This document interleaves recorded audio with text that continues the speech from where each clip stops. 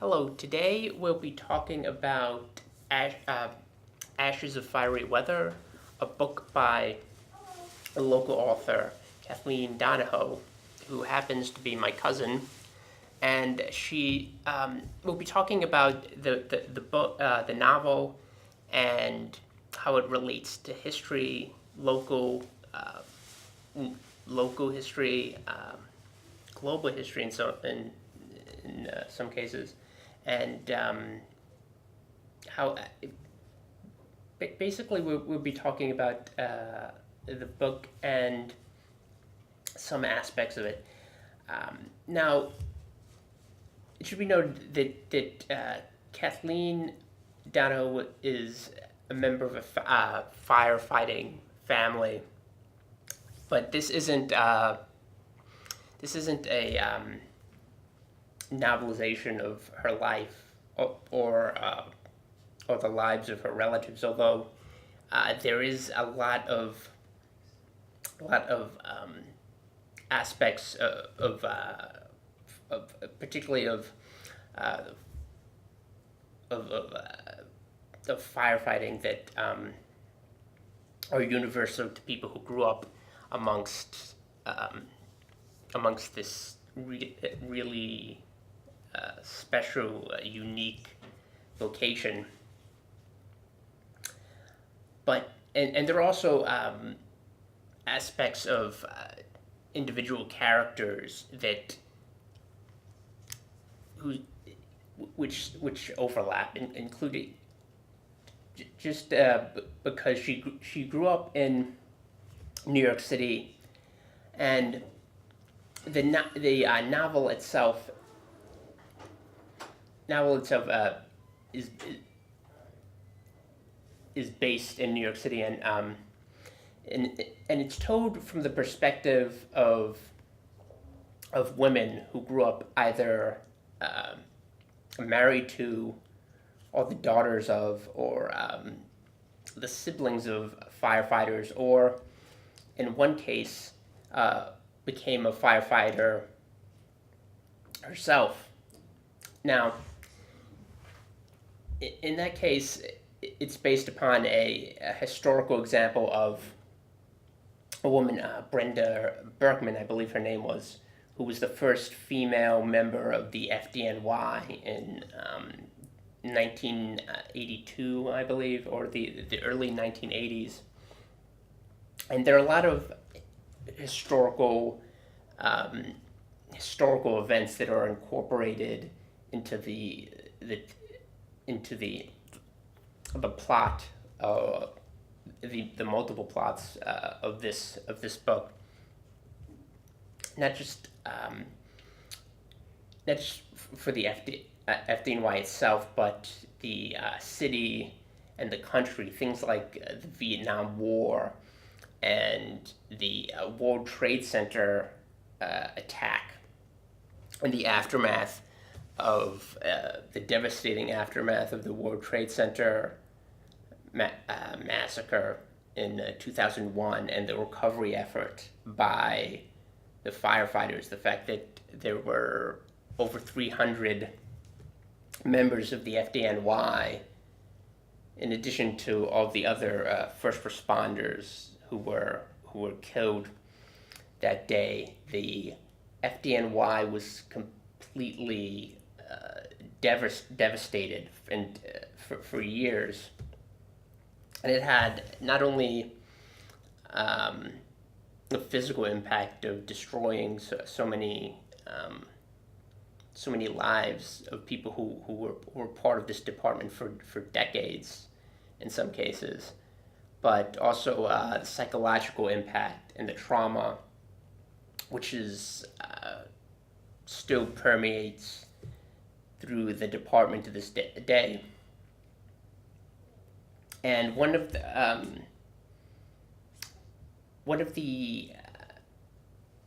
things in the book in the novel that's interesting is the way certain events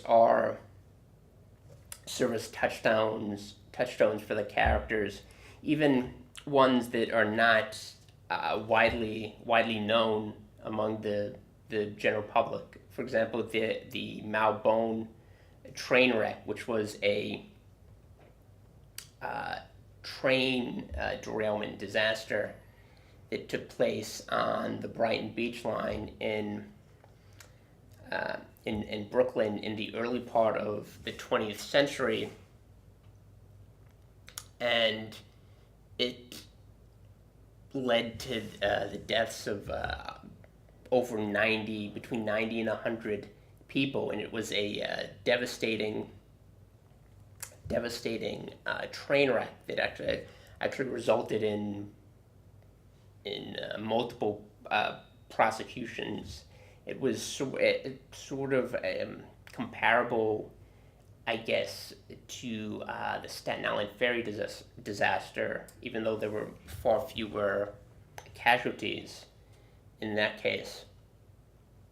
And one of the really fascinating parts of creating this work was the research, which Kathleen explained during different interviews, and after the book was published, actually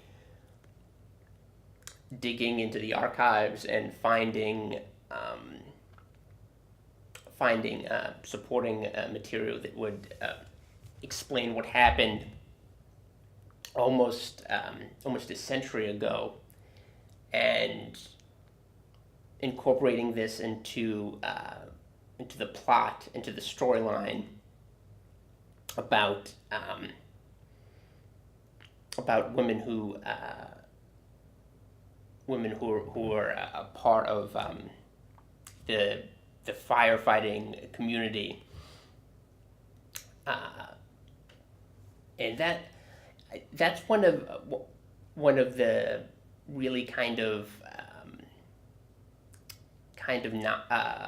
novel, no pun intended, aspects of this book. The fact that it's told that there's been literature about firefighters and what they experience, and told from the perspective of men who were part of the FDNY. But I think this is the first example of a book told from the perspective of the women who are either part of either firefighters themselves, but for the most part, women who are relating to the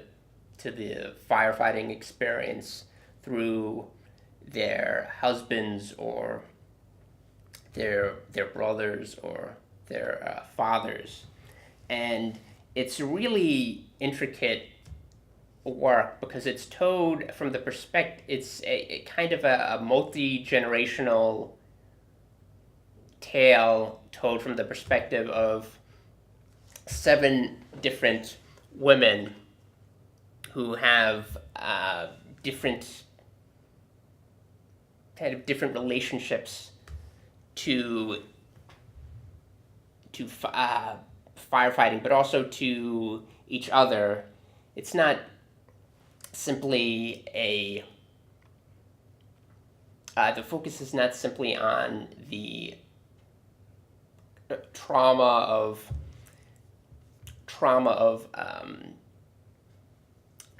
this profession, even though there are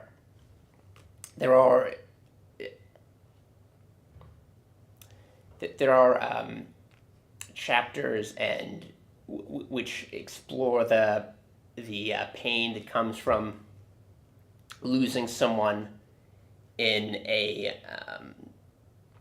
fire, or losing someone on the job, and things like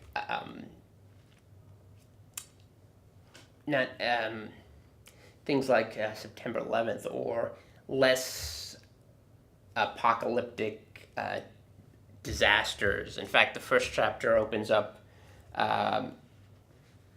with Nora O'Reilly describing how she feels when her husband was lost, and having to pick up the pieces when this completely unexpected event occurred. And that's something that people who are in a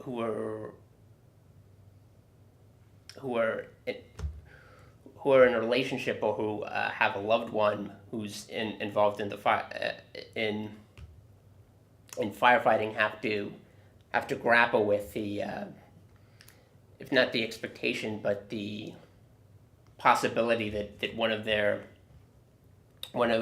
the person they love will die or be severely injured in a tragic event that comes with their job. Even though it's rare relatively, they still have to cope with the possibility that it may happen. And it's really interesting the way these events, the way that the historical events are portrayed over the timeline of this novel. Because as I said, it's a multi-generational novel. It's somewhat it reminded me of just from the narrative perspective. It reminded me a little bit of Commonwealth, which is a book by which is a novel by Anne Patchett, told over the course of several generations. And it could get, for someone who, coming into this, they might find it to be too complex or intricate to follow all of the multiple multiple characters and the multi-generational aspect of it, trying to go from the early 19th century to the mid 20th century to the 21st century. It might be complex, but somehow she manages to keep the narrative thread going. I actually kind of found it amusing when she described how she did this in an interview about the book.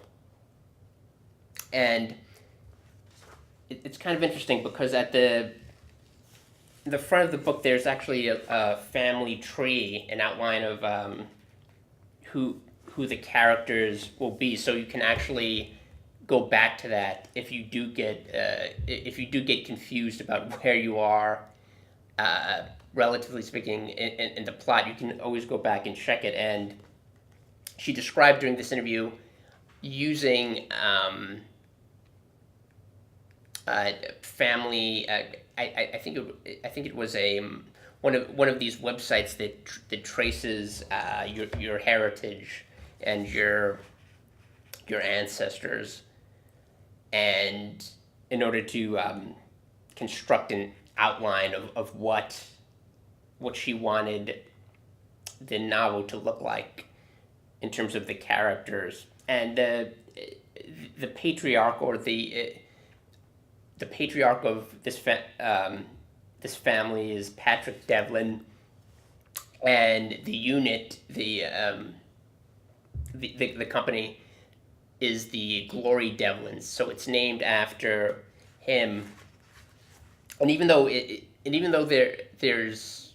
told mostly from a female perspective, it's also told from their perspective, how they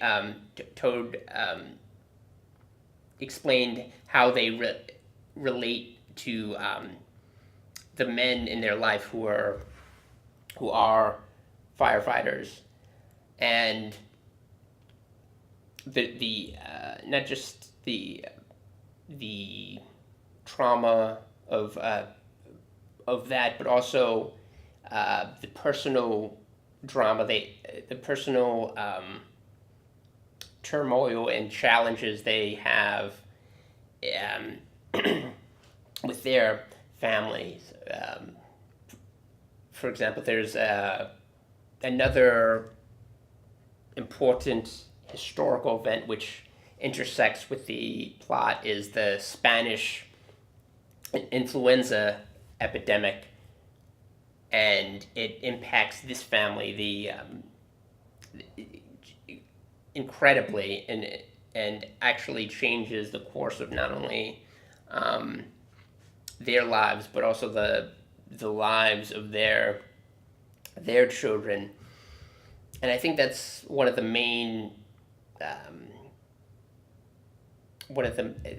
main takeaways for me, at least, that certain decisions you have impact not only you, but also have a kind of a ripple effect down through the generations that you're not really even cognizant of unless you go and actually explore and research your family history in order to understand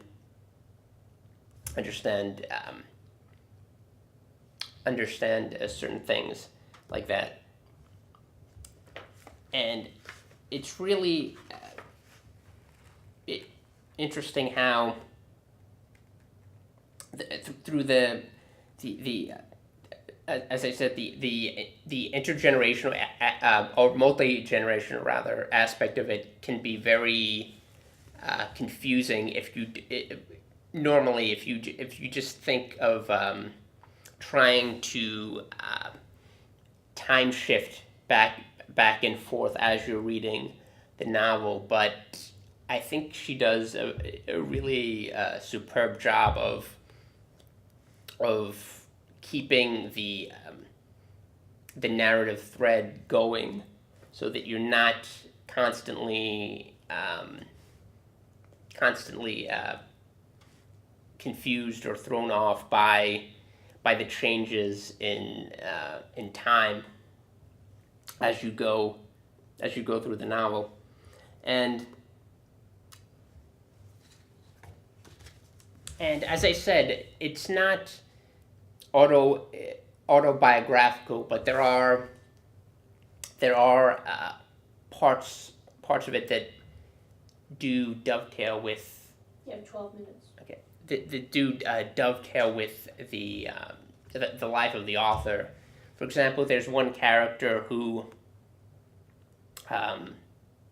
there's one of the younger characters in the third, or I guess in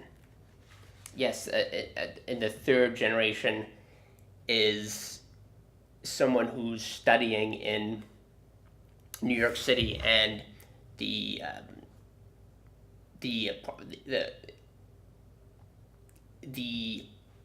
decisions of young people to go into the city or come back to the city after they were raised in Long Island or outside of New York City, outside of the outer boroughs, to return to where they were born and try to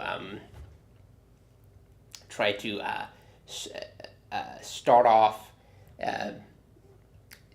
their career in New York City.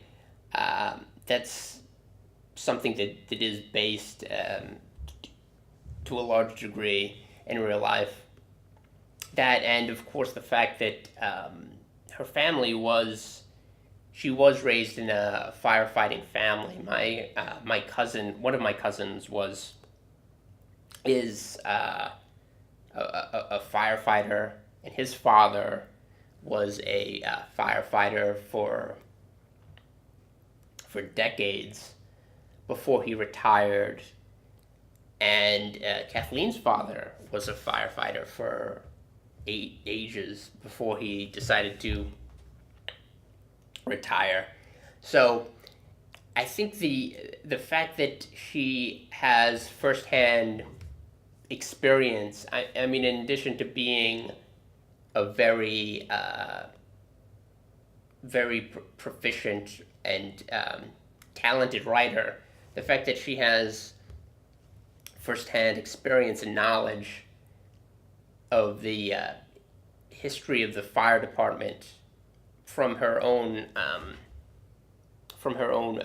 parents is really adds to the authenticity, and really adds to the authenticity of the novel. Now, the title itself is kind of, for people who might not be familiar with it, is kind of perplexing, but it comes from I believe it comes from a Dylan Thomas poem, which isn't in the book, but oh, I'm sorry, not Dylan, Wallace Stevens. It comes from a Wallace Stevens poem. These are the ashes of fiery weather, of nights full of the green stars from Ireland, wet out of the sea and luminously wet, like beautiful and abandoned refugees.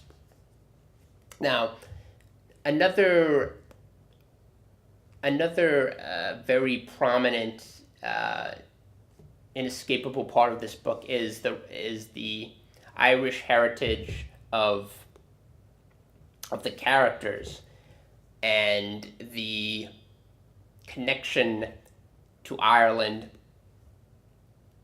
And in fact, some of the characters actually are from Ireland. Of course, the later generations are the children and the grandchildren of people who grew up in Ireland, but the patriarch was, and his wife, the two, kind of the seeds of this family were from Ireland. And of course, the FDNY, one of the most distinctive parts about it is the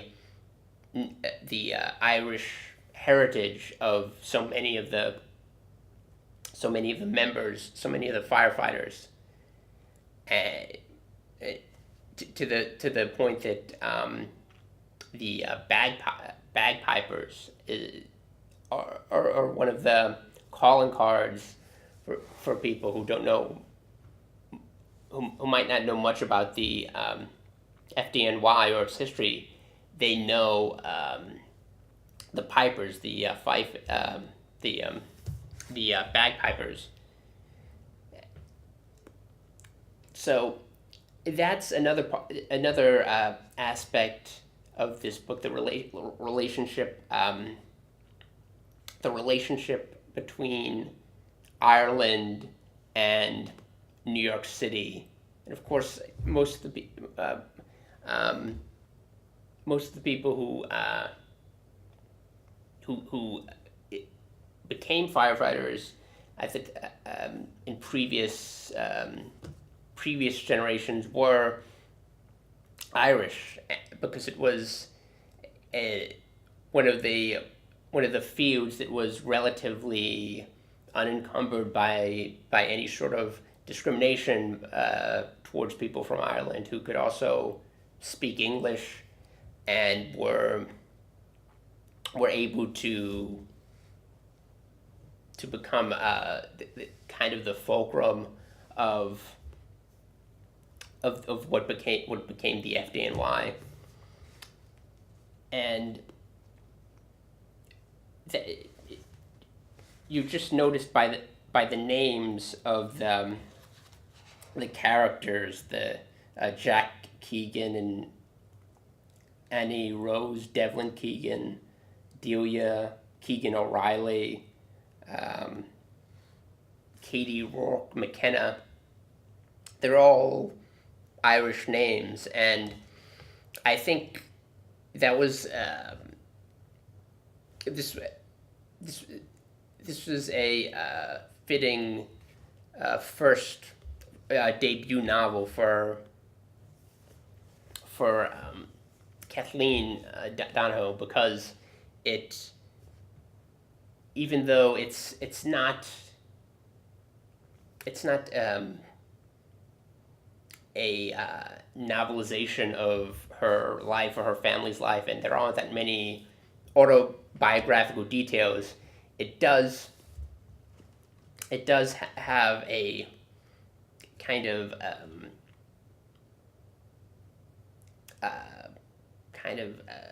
wide panoramic view of growing up in New York City, growing up in New York, and being a part of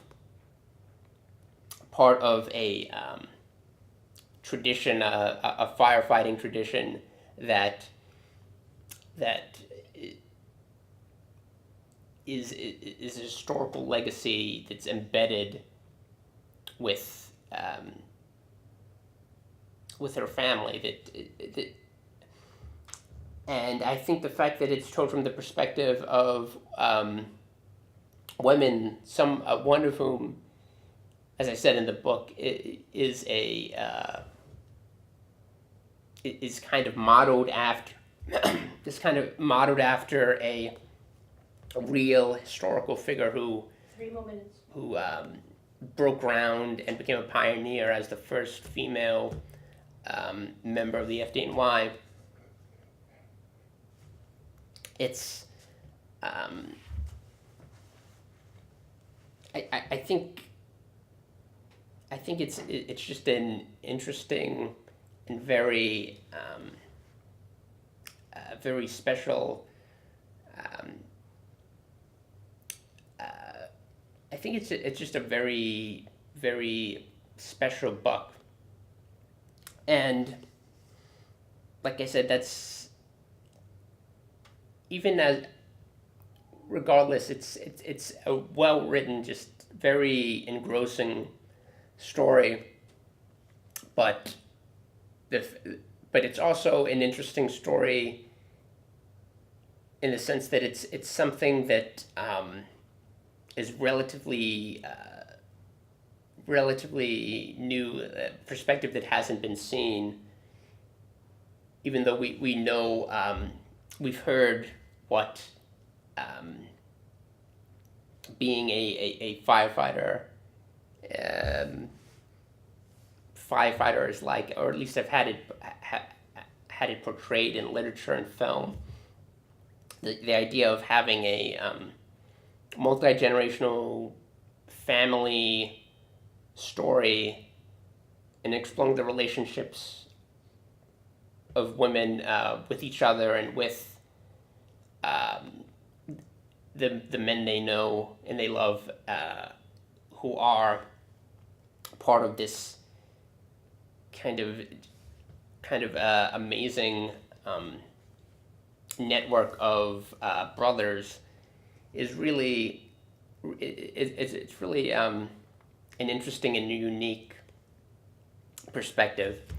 So I would definitely recommend, if you want to look for a very good popular novel, I would definitely check out Ashes of Fiery Weather. It's really for people who appreciate literature and appreciate New York and Ireland and firefighting. They're going to appreciate this book. But even if you are not, even if you're not very intensely interested in those subjects, it's still a very incredibly well-written, engrossing debut novel. So